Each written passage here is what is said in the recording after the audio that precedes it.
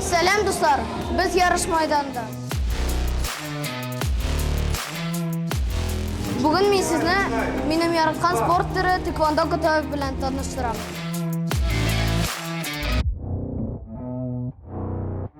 Men taekwondo bilan 6 yil shug'ullanaman. Taekwondo Koreyada borliqqa kelgan. Onun tarixi bilan bizning bosh trener Damir Dilarovich tanishtiraman. Шыннан да taekwondo КТФ Кореяда барлыққа келген. Анын негіз салышы грандмастер Пак Жунте 9-дан. Біздің Россияға taekwondo КТФ 90-шы жылдарда келді. Ең популярный вид спорт бүгінгі күнде Россияда да Татарстанда да. Біздің спорт түрінде үскі киім дабок деп аталады. Дамир Дилярович, экипировка һәм пояслар турында сөйлеп кетіңіз әле.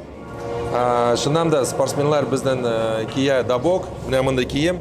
Шуңа көрә башлайтан спортсменлар, алар башлар бірінші ең ақ поястан. Бізде 10 пояс нешік атала енді. Міне ақ пояс бар, анасы ақ пояс сары сызықлы, сары пояс яшыл сызықлы, яшыл пояс зәңгәр сызықлы, зәңгәр пояс қызыл сызықлы, қызыл пояс қара сызықлы. Шундан соң бара уже қара пояс біріншідан, қара поястар 9-дан бар. Біріншідан, екінші, үшінші, дүртінші, бешінші, алтыншы, жетінші, 9-шы. 9-шы енді ең жоғарыдан ол атала ең 100 мастер. 9-дан грандмастер атала. Спортсменлар киелер соревнованида экипировка защитный, аяққа, қолға, башқа шлем киелер, паховая защита. Ол аларны соревнованияда защищайды. Спортсменларны защищайды, соперникларны, шуңа көрә алар травма алмасын үшін. Дамир Дилярович, сізнің қара пояс 5-дан. Ол дәрежелерге көтерілер үшін нешлерге керек?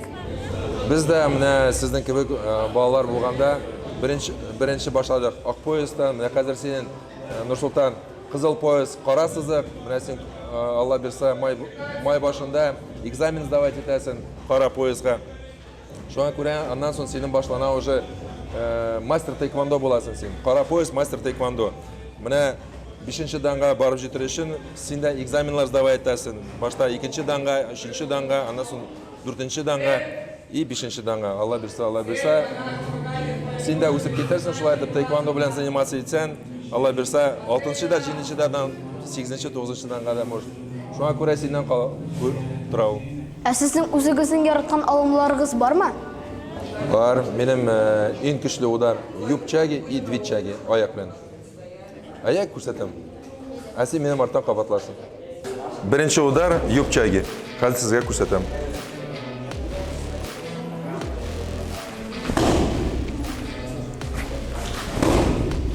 Екінші удар двичаги.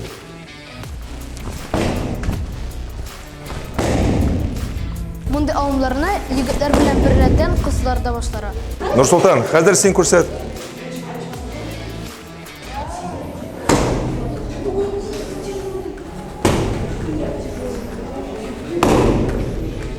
Дамир Дилярович, таеквондо білен шұғылланыр үшін нендей шифатлар керек? Нұрсұлтан, бұл сұрауға жауапны сен өзіңде білесің.